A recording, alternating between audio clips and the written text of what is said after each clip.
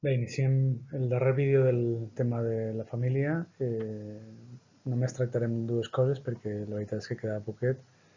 La família com a agent de socialització, com un dels agents primaris de socialització, i la relació família-escola, que és de les coses que més importància tenen en este tema, no? Perquè en realitat el que ens interessa és com es configura la família, quina és la família moderna o les tipologies de famílies modernes que tenim ara mateix i, i després la relació amb l'escola. No? Bé, ens situem en el punt on ho havíem deixat.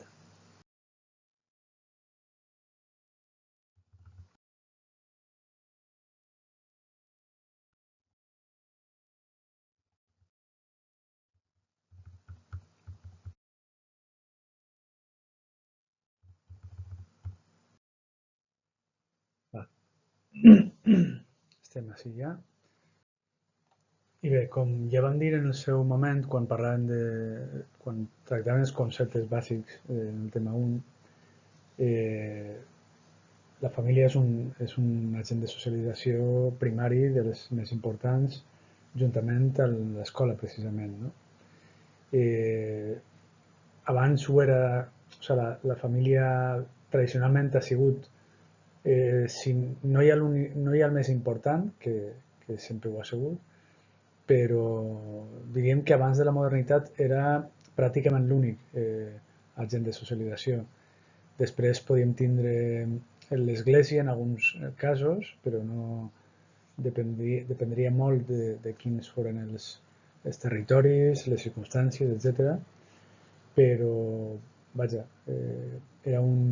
la seva primacia era absoluta abans de la modernitat. Amb la modernitat doncs, apareix primer l'escola com a font de socialització lligada a l'Estat, com vam comentar, i una mica després i amb molta força apareixen també els mitjans de comunicació, però la família continua amb el seu paper crucial en aquest sentit.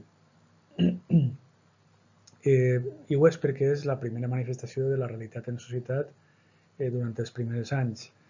I, bueno, hi ha qui du el xiquet a la guarderia o tot això, però moltes vegades els xiquets en els primers anys veuen poc més enllà de la seva família, família extensa, alguns amics íntims, però no molt més enllà. No? Per tant, el que és la vida relacionada amb els altres, fora de la identitat personal, o sigui, el vot a la identitat social, la fem tots amb la família, en primera instància. Després, en aquests primers anys, som uns animals, els humans, que som dels més dependents en els primers anys de vida, i es diu que això és en part bueno, hi ha estudis que parlen del pes, el volum del nostre cervell i el pes del cap, per tant, doncs fa que no tinguem aquesta autonomia que tenen altres animals que de seguida tiren avant. Nosaltres, doncs, biològicament, tenim una dependència que no tenen altres i, per tant, doncs, això reforça el nostre vincle amb els pares. No? I més encara perquè hi ha altres països que de seguida marquen l'autonomia del xiquet respecte dels pares, no en els primers anys, però sí una mica més avant. Això que sentiu, disculpeu, he d'apagar el foc. Per un moment. Bé, doncs el que dia, nosaltres, tot el sud d'Europa, Grècia, Itàlia, sud de França, Malta, doncs, països així, o fins i tot els estats dels Balcans, per tradició, perquè és el que se'n diu de sempre un sistema de benestar mediterrani, amb manca de maduresa suficient per a arribar a tot. És el que vos he comentat alguna vegada, que nosaltres hem acabat descarregant el nostre sistema de benestar cap als majors, perquè, bueno, per deute històric cap a ells i perquè, en definitiva, no hi havia molta opció O sigui, s'havia d'escollir o cap a un costat o l'altre perquè no hi ha la borsa de liquidesa de l'Estat no és suficient per a donar abast a tot i per tant s'ha prioritzat que la gent que ha estat treballant tota la seva vida tingui una recompensa, no una recompensa, sinó que és el que s'ha guanyat en la jubilació. I aleshores no tenim tantes opcions en les corts d'edat inicials. No? Val. I nosaltres som, a més dels que menys diners destinem a les famílies, no? perquè és el que hem comentat abans. Les famílies, incloent o posant l'accent en els xiquets. No? O sigui, les famílies amb xiquets no tenen tantes ajudes com en altres llocs. No? Ni es prima tampoc tant la natalitat. En països pròspers com ara Noruega, Finlàndia o això, es donen subvencions importants per xiquet, no? O sigui, les famílies reben una quantitat important de diners per cada xiquet com a ajuda, no? Com a ajuda i com a incentiu per a que el mateix país pugui generar el seu propi capital humà. Nosaltres tenim una taxa de natalitat baixíssima, en part per l'atur estructural que patim, i això fa que després, en períodes de bonança, acabem en les últimes 2 dècades, bàsicament, acabem important mà d'obra perquè nosaltres no donem. O sigui, quan ve el període de bonança, incrementa un peliu la natalitat, però no suficient, perquè la gent sempre està hi ha una memòria de l'atur estructural, no? De que sempre tenim aquesta espada de Damocles damunt i per tant la gent no va molt més enllà d'un, com a molt, 2 fills i per tant sempre o sigui, no hi ha un... Altra cosa que es podria discutir és si cal un creixement demogràfic en un planeta que està ja superant la capacitat de càrrega, no? En quant a recursos. Per tant, el que haurien de fer tots els països és congelar la seva natalitat d'alguna manera. No? Però bueno, això és una altra qüestió. També hem de parlar que de manera general aquests canvis recents en el repartiment de rols que van tendint a la igualtat, molt lentament, però estan tendint a això, acaben propiciant la transmissió de relacions de gènere més igualitàries pares, fills i filles. No? Però, tot això té els seus matisos perquè també tenim una incidència de la violència de gènere que no baixa. Tenim determinades generacions de joves encara més masclistes que els seus pares o determinats perfils de joves i, en fi, no tot això està superat. No? Tenim una borsa gran de la població que va millorant, però tenim també un sector que encara s'encona en determinades posicions. No? I això no és només uns perfils determinats sociodemogràfics, sinó que ara se li suma determinats perfils polítics que tenen una posició ultraretrògrada. Bé, també hem avançat i està lligat a això altre que estàvem parlant, en relacions progenitor-fills i filles menys autoritàries, que això també genera altres problemes de quan això no es tracta bé, quan això no està ben definit o ben pactat entre els pares i els fills, s'acaba determinades vegades en manques de respecte. No? O sigui, hi ha moments en què i així després hi programes com l'hermano mayor i coses d'aixes, no?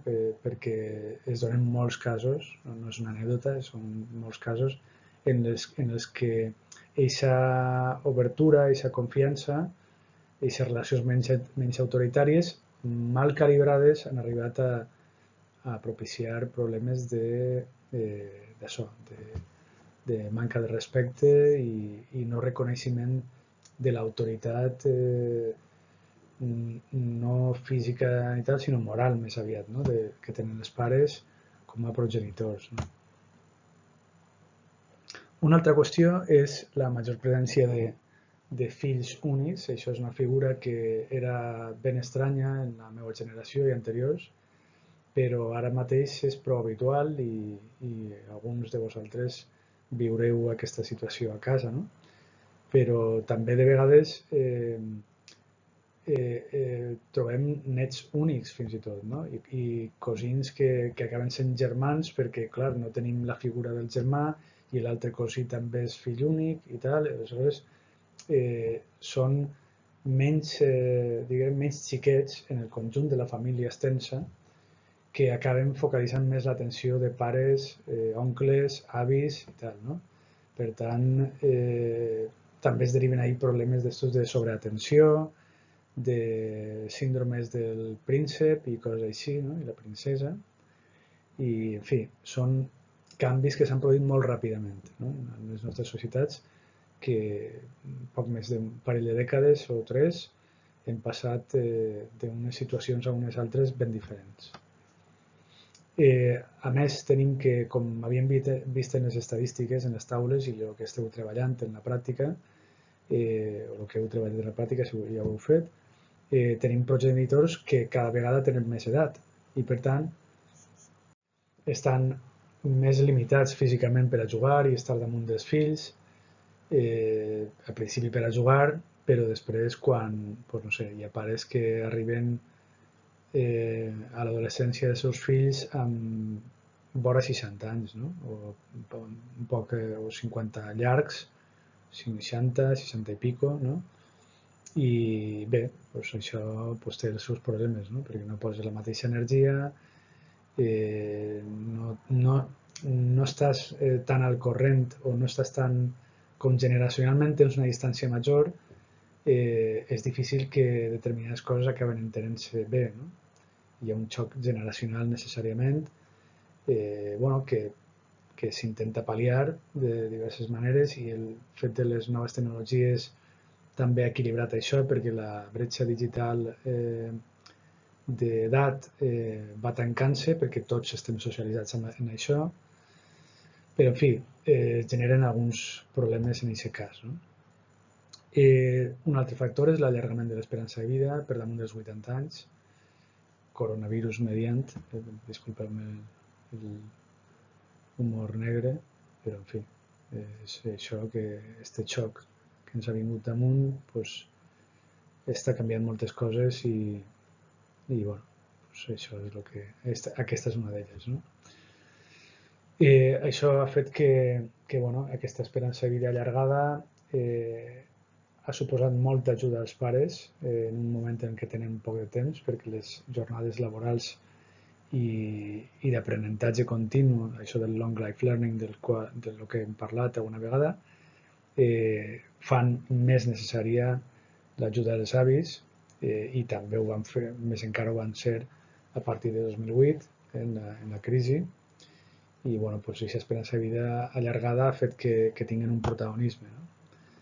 Això són els punts que estàvem comentant, més precarietat, flexibilitat, el long life learning fan del temps un recurs escàs i els pares no poden estar tant de temps com voldríem amb els fills i això psicològicament també genera aquestes estratègies de xantatge emocional, de retrets inconscients que es fan en l'àmbit de la llar i tal, i bueno, doncs són també noves problemàtiques que abans no succeïen. No? I per tant això doncs, generen tots aquests interrogants, dubtes, desajustos que han esdevingut en pocs anys, com dèiem, en poques dècades, i han fet que els pares, bueno, han fet també que els psicòlegs es forren a base d'aquestes problemàtiques. Bueno, no és que es forren, però que, bueno, és que tinguin més treball, que també està bé, però en fi, que no perquè hagin de tindre problemes endèmics, no? Però vaja, en general la figura dels pares, abans tan clara, tan segura, amb els rols separats home-dona, amb les tradicions i els respectes tots ben marcats, les autoritats, tot això estava molt assentat en els moments previs a la modernitat i fins i tot, en el nostre cas, en la modernitat aquesta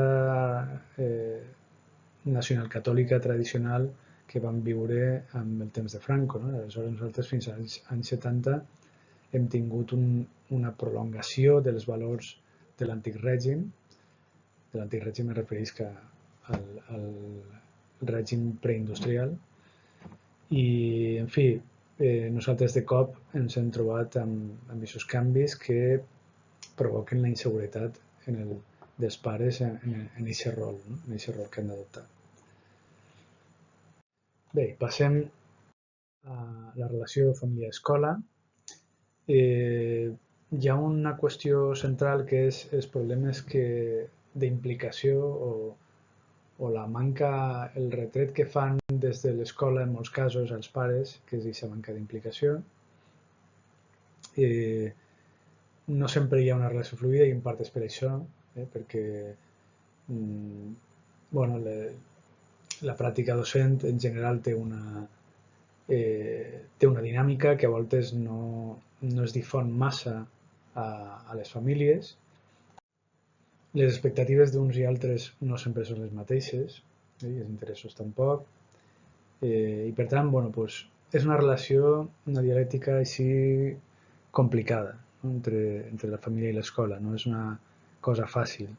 I això ho trobareu en el seu dia tant sobretot com a docents, però també ho podeu arribar a trobar com a pares. No? Podeu adoptar aquest doble rol i aleshores posar-se en la pell d'uns, d'altres, però en definitiva jo crec que acabarà pesant més per a vosaltres en la pràctica diària el fet de ser docents. No? I per tant, bueno, doncs ja imagino que trobareu totes aquestes coses de les que estem parlant. Una de les qüestions que sol passar és que els docents, i això és molt normal en converses ja no de claustre, sinó de corredors en el mateix centre, que es considera al final que els pares han delegat en ells la funció educativa i la transmissió de valors, quan els pares tenen una funció importantíssima ahir, que no han de defugir. Els docents tenen una part d'això, d'aquesta responsabilitat, perquè amb la modernitat l'Estat així ho ha determinat per alliberar als pares i a les mares en la seva funció productiva de treballadors, però vaja, no tot ha de ser així. Els pares encara han d'estar damunt dels fills. I bueno, el que sol passar, i això un dels indicadors clau és la participació en els consells i en les reunions escolars, que moltes vegades no són les que haurien de ser, i en definitiva bueno, els progenitors no estan moltes vegades tot el pendent que haurien d'estar de l'evolució dels seus fills. Les investigacions, o la gran majoria d'elles, avalen la idoneïtat de la implicació familiar en el procés educatiu. I això es pot fer individualment, cada pare amb les reunions de tutoria que es solen fer, preguntant, hi ha ara correus electrònics, es pot fer sense desplaçar-se, assistir a les reunions, a les excursions comunes que a voltes es fan, als encontres de l'escola valenciana o qualsevol cosa d'aixes. No? Hi ha moltes maneres d'involucrar-se i algunes altres formals, com ara participar en les AMPes i els consells. Ahir no ha de participar tot el món, però les AMPes també fan reunions globals per a tots i això és una de les qüestions en les quals els pares s'han d'involucrar. Una altra cosa eixida dels estudis és que les famílies amb més capital econòmic o cultural, o sigui, més renda i més estudis, solen estar més damunt dels seus fills i aquests obtenen millors resultats. Però tampoc això és una regla absoluta, no? Perquè Això és, vaja, un comentari genèric, però hi ha casos d'excepcions en un sentit i en l'altre. No? De fet, hi ha franges d'alta renda on sol ser habitual desocupar-se absolutament. D'altíssima renda em refereix, no? Gent de molta pasta que bueno, pues té activitats molt intenses en lo laboral i en lo social d'oci i de vegades pues, el xiquet es cria a si mateix o es cria amb com es diu, babysitters i coses així i bueno, pues, apareixen els resultats que apareixen. No? Com es pot veure en sèries tipus que no dic que siguin cap norma, però bueno, són gràfiques de determinades coses que passen en països occidentals. Estic referint-me a sèries tipus Eufòria, no sé si l'heu vista, però bueno, coses així no són tan estranyes. No? Bé, formalment tenim tant AMPEs com consells. L'AMPA, que és la manera d'articular els interessos col·lectius dels progenitors respecte de l'escola. No? És l'associació de mares i pares d'alumnes, com ja sabeu. Hi ha una confederació confessional catòlica, la CONCAPA, i una en defensa d'una escola pública i democratitzada, que és la CEAPA.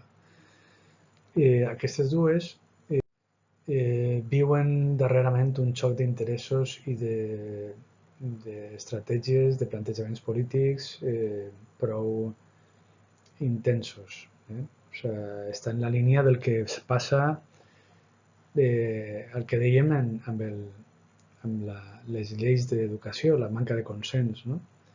El PP la CONCAPA està més alineada amb el PP i la CEAPA més alineada amb el PSOE i per tant doncs, bueno, un poc els resultats eixos d'aquestes lleis que van canviant cada vegada que entra un nou govern estan lligats a el tipus de projecte que plantegen aquestes associacions. Val? Les associacions de mares i pares d'alumnes d'un sentit o de l'altre. Per tant, doncs, tornem altra volta, no? És la bel·ligerància aquesta que n'hi ha, el frontisme que impedeix fer una causa comú de l'educació que és un bé públic i que ha de servir per a tots. No? El que passa, clar, és que uns aposten per lo públic i altres no. I aleshores ahí està un poc la diferència. Val. Les AMPEs van tenir, com també les associacions de veïns i altres tipus, o els partits polítics, les assemblees ciutadanes, en fi, va haver un moment en els anys finals dels 60, principis dels 70, fins i tot diria que principis dels 80, fins que guanya el PSOE i el PSOE pues, contribueix a desmobilitzar tot això. Bueno, pues, les AMPEs eren part de tota aquesta efervescència que hi havia en la societat espanyola en aquest període entre el 68, més o menys, i el 82, no? Aquests 14-15 anys.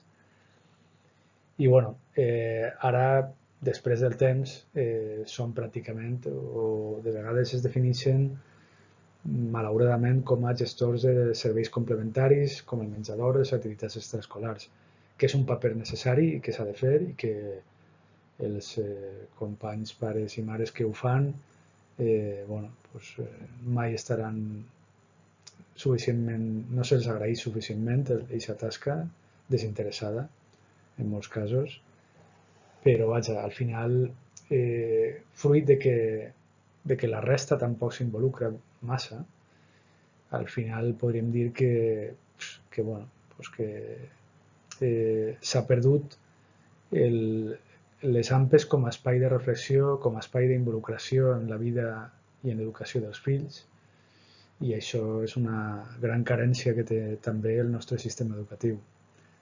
No entès com el sistema educatiu que promou el govern, sinó el sistema educatiu entès com un tot en el qual nosaltres tots participem. No? Una altra qüestió són els consells escolars, que estan presents en diferents nivells. Tenim el consell del centre, en el qual formen part doncs, els docents, els pares, els alumnes, el consell de centre, el consell del municipi, que és com hi ha representants de cada consell de centre dins del Consell Municipal. Després hi ha representants de cada Consell Municipal en el Consell Autonòmic i després representants del Consell Autonòmic en el Consell Estatal. Per tant, és com una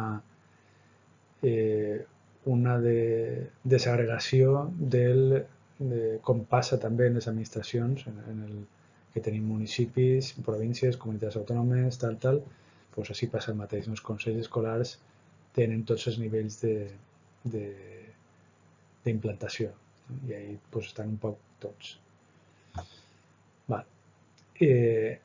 La presència dels progenitors no és molt elevada,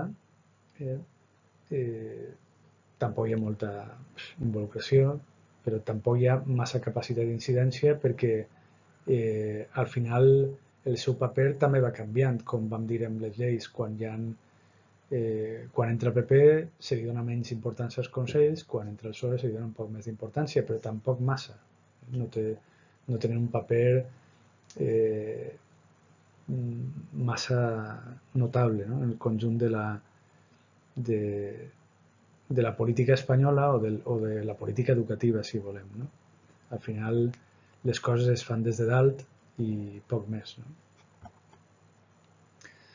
I aquesta poca participació, tant en AMPEs com en consells, hi haurien 4 factors clau. Una és el que comentaven, aquesta desmobilització general que es dona a partir del 82 i que té episodis en el qual podríem dir que torna un poc la mobilització. Un d'ells és a partir de la crisi any 2011 fins a 2015 més o menys. Hi ha 4 anys de forta mobilització que deriven després en l'aparició d'alguns partits i tal, i plataformes ciutadanes municipals i tot això, però torna a haver, quan torna a aparèixer un partit que capitalitza tot això, que en aquest cas és Podemos,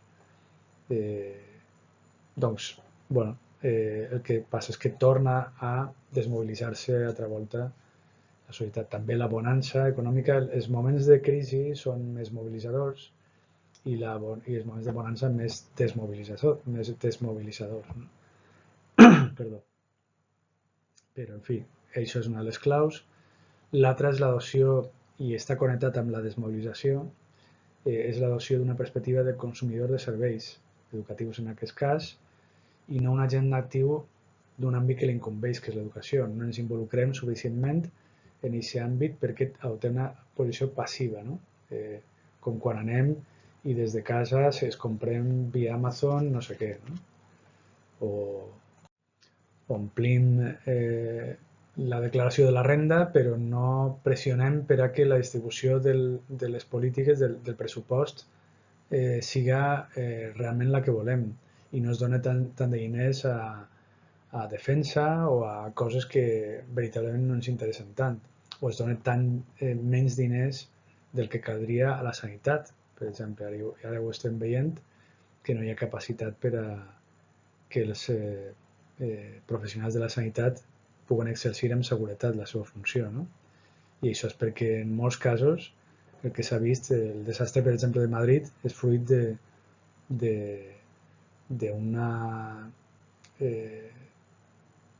un desmunte general de la sanitat pública en els últims 20 anys.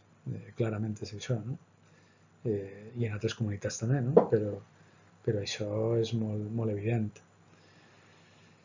I nosaltres al final no responem a això, de una posició passiva, de qui burocràticament fa els tràmits i au. Una altra qüestió és el que comentàvem, la poca disponibilitat de temps que tenim per tots els factors que hem comentat abans, i l'altra és que quan algú s'involucra arriba a veure que la limitada capacitat de maniobra que tenen aquests organismes i, per tant, al final es genera un poc de desànim. Això en companys que han pogut formar part d'aixòs, tant d'AMPEs com de consells, hi ha una sensació generalitzada de desànim de que poc es pot fer ahí dins, i per tant la gent no aguanta massa. I qui aguanta al final és perquè perquè li agrada seguir eixa inèrcia, no? O perquè és molt combatiu i bueno, són excepcions que pot haver, no sempre hi ha algú que ho és. I d'això del temps, de la tercera qüestió en la relació família-escola, el temps és una de les qüestions que també hem parlat, que té molta importància, en part condicionada per la incorporació de la dona al mercat laboral des de fa ja prou de temps, en el cas d'Espanya, de manera més massiva a partir dels 80. I bueno, tot bé perquè cal compatibilitzar aquests horaris laborals amb els escolars, no? I això cada vegada és més difícil en la flexibilitat que hi ha al món laboral, en lo complicat que ho tenen molts per a tenir un horari estable compatible amb l'escolar. I això en els debats que han aparegut, que al final han fet que es canvie en gran part dels col·legis per una jornada intensiva, doncs això estava darrere de tot això, no? Perquè, clar, abans es podia tenir interrompudament i sense cost inicial bueno, el del menjador escolar, si algú el volia, però no amb les permanències de primera hora del matí i tot això, ni les permanències d'última hora de la vesprada, que ara s'estan pagant, es tenia al xiquet ahir, no? I aleshores quan de sobte els mestres diuen no, nosaltres de 9 a 2 això genera un problema afegit, no? El que ja existia per a tots o per a molta gent, els problemes han vingut en un percentatge més alt, no? La qüestió és que en qualsevol cas això s'ha votat dins dels mateixos col·legis i molts pares han votat la jornada contínua, o sigui, majoritàriament. O sigui, no s'ha fet això en cap col·legi que no hagin volgut els pares. En això hi ha una qüestió que no s'ha tingut massa en compte i que és el rendiment de l'infant, no? dels xiquets. Quan en molts estudis el que s'està dient és que la corba de rendiment baixa quan es fan moltes hores prolongades, que és el que passa a partir de quan es canvia de 9 a 2, en compte del 9-12 i després 3-5. No? Per tant, bueno, doncs, són qüestions que no s'han acabat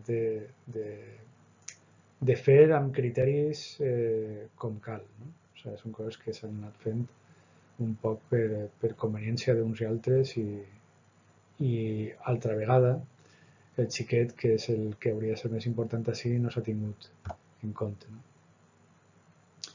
Totes aquestes coses, nocturnitat, imprevisibilitat, desplaçaments cada vegada més lluny, tot això el que hem comentat, que és part de la precarietat i la flexibilitat dels treballs que n'hi ha ara mateix, fan que el treballador tingui poc control sobre els seus temps, no? Els seus temps fora del treball. També nosaltres tenim per aquest sistema de benestar feble que tenim, les llicències parentals no estan tan desenvolupades com en el nord d'Europa, que tenen suficient capital com per a allargar tot això, no? Allargar des de l'Estat i amb renyons per part o amb capacitat de liquidesa dels pares per a fer-ho des de la seva posició de ciutadans. No? O sigui, tant l'Estat ajuda com els ciutadans tenen suficient diners com per aguantar la renúncia a un període llarg sense treball d'un dels progenitors o treballs a temps parcial prolongats 4 i 5 anys, com fan a Alemanya, com fan a Finlàndia, i nosaltres això no ho tenim i per tant la compatibilitat d'horaris la tenim més complicada. Nosaltres almenys tenim la infantil de 3 a 6 gratuïta, que hi ha països com van veure en els sistemes educatius comparats, hi ha països que no ho tenen, però potser és perquè no ho necessiten, com estava dient. Però nosaltres encara tenim un problema de compatibilitat en el 0-3. En fi, en definitiva, estos horaris són una font de tensió per la varietat de jornades laborals. però també perquè el que volen és els mateixos docents. I això se suma doncs, les llargues vacances estiuenques, l'horari abans, quan no es tenia jornades contínues, bueno, i ara mateix també perquè en juny i en setembre a la una s'ha acabat. O sigui que en compte de les dues és a la una, i bueno, pues això complica més encara o sigui, hi ha un període de juny a setembre, que són 4 mesos, en els quals el desajust i les necessitats de tirar o bé de permanències o d'avis o de qualsevol és prou habitual, no? Que es tingui que fer tot això i es genera tensions en aquest sentit. Val, i això, bueno, lògicament, en famílies monoparentals la cosa es complica molt més. I amb això acabem el tema 3 i ja, doncs, no sé si al final d'aquesta setmana o a principis de la que ve començarem amb el tema 4. Que estigueu bé i vaja, avui en el dia que estic gravant tenim xat per la vesprada. Salut!